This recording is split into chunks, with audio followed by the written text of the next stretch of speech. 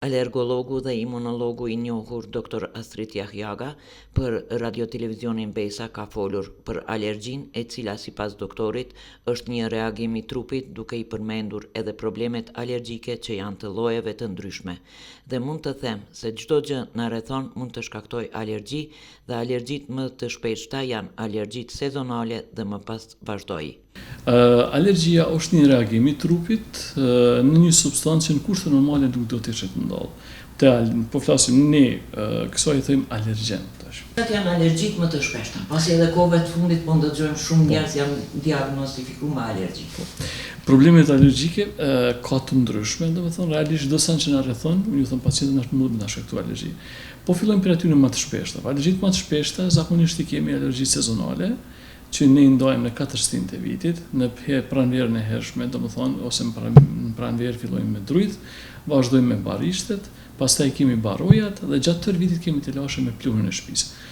Përveç këtyre alergjive që janë të lashe gjithë më të mëdhaj, në numër më të madh, që I prekin të gjitha moshat, sidomos fëmijët, kemi të lashe edhe me alergji tjera të ndryshme, domethënë alergjit në ushqime, alergjit në medikamente, alergjit në ambientet punës etj. Po këto janë kryesisht ato më të shpeshta.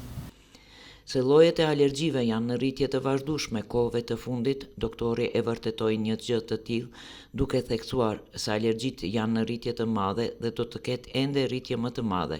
Absolutisht saktë Rita. Alergjit janë në rritje të madhe e do të ketë rritje hala më të madhe, domethënë.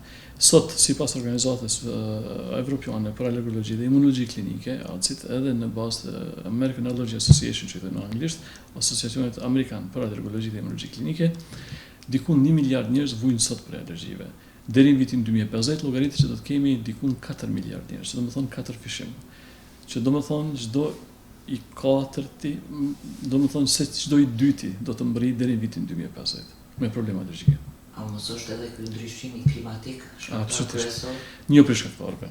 Një prej shkaktarëve ka shkaktarë të ndryshëm, po teoria e parë është teoria higjienike që ne praktikojmë në alergologji. Higjienike domethënë pa kujdesi tepër pastërtia e tepërt. Ikja jon nga natyra, ikja jon nga kontakti me kafsh, që në mënyrë pranakmere. Por ndryshe po, ndotja, ngrohja globale që reagon në mënyra të ndryshme.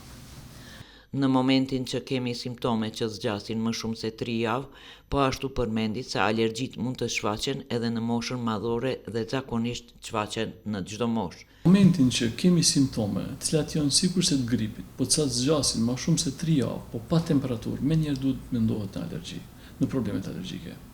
Domethënë çdo herë që kemi probleme me rrufnë, I thojmë në mjeksi, domethënë me rrjedhje hundësh, krurje syve, lotimi syve, kollitje, krurje e veshve, ndjesia sikur mbet trupi huaj në fyt, kollitje, probleme me frymarrje dhe nuk kemi temperaturë, çdo herë duhet mendohet problemet alergjike.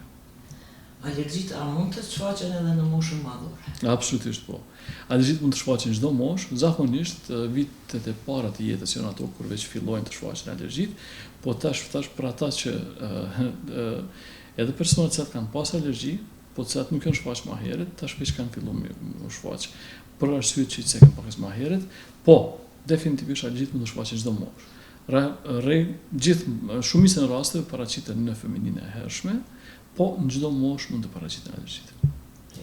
Doktor, si duhet të diagnostifikohen alergjit, ai ka shtuar se realisht e para është që dyshojmë kur kemi probleme klinike me problematika që I ka pacienti në bazë të ankesave të pacientit. Realisht kjo është një punë që duhet të merret alergolog, mjeku alergolog imunolog.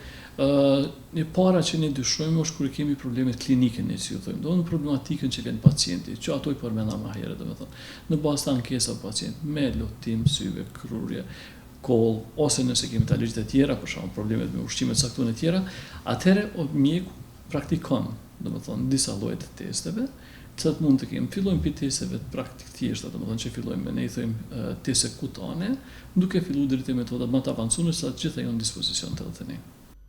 A ka shërim alergjia? Doktor Astrid ju përgjigj. Jo, alergjit nuk kanë shërim dhe varet nga sezona ku vitet e fundit kemi një agresivitet më të lartë të sezonave alergjike. Alergjit nuk kanë shërim, kjo është pyetje shumë e shpeshtë, edhe shumë shpesh më thojnë pacientët, po doktor unë isha mirë disa vite. Po, ka kohë, domethënë në bazë të sezonës alergjike, sepse kemi kanjëre sezona që janë më të qeta, po kemi sezona që janë më agresive. Këtë më varësisht domethënë po vitet e fundit kemi një agresivitet relativisht të lartë të sezonave alergjike ose të alergjive. Alergjit nuk shërohen, alergjit momentin që i ke, atër do të kesh të lashe, unë ju thëmë shpesh pacientë janë si valët e detit.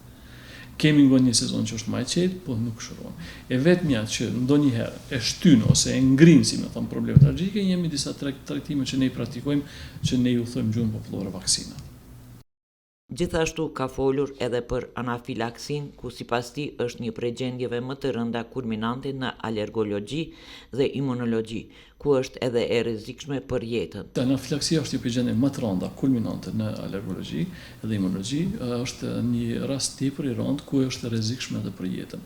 Për personat që janë alergjik, po flasim në alergjit, kryesisht në alergji ushqimore, medikamentoze, thumbim të insekteve, e tjera, nuk ka disa lloje tjera, janë rastet shumë të rënda që janë të rrezikshme edhe për jetën e pacientit. Për këta pacientë që çdo herë që kanë pas një herë një rezultat të tillë gjatë jetës, definitivisht duhet të konsultohen me alergologun edhe të përgatiten që të prevenojmë rastet e tjera të ardhmen. Hapi i parë në trajtimin e alergjive? Hapi i parë në trajtimin e alergjive është gjithmonë kontakti me mjekun e vet, alergologun, imunologun. Pastaj mjeku do të bëjë programin e trajtimit të pacientit në bazë të problemeve të tyre. Në fund, dha një këshill për shiquesit e radio-televizionit Besa, se në momentin kur paraqiten problemet e para alergjike, të lajmërohen te mjeku alergologu se çfarë probleme janë paraqitur. Që momentin që paraqiten problemet e para alergjike, të lajmërohen te mjeku alergologu i vet, i cili do t'ju bëjë programin e trajtimit dhe shohim se mas pari qëllimi është të dimë se çfarë të lashësh kemi, a kemi alergji apo jo. Dhe pastaj doktori, mjekja, domethënë merr përgjegjësi dhe sigurisht do të menaxhojmë bashkërisht situatën. Është shumë e rëndësishme bashkëpunimi mjek-pacient këtë rast sepse alergjit, çu bisedojmë më herët, nuk kalojnë, edhe është një problem kronik që duhet vazhdohet gati tonë jetën me ta. Alergologu dhe imunologu i njohur Dr. Astrit Jahjaga punon edhe në Prizren në ordinancën Trina. Adresa Gjem Gostivari nr. 6 afër Ish Makepilarit në Prizren.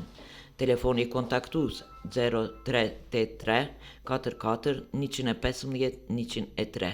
Çdo të hënë dhe çdo të mërkur Dr. Astrit Jahjaga nga ora 16 deri në orën 19 është në Prizren.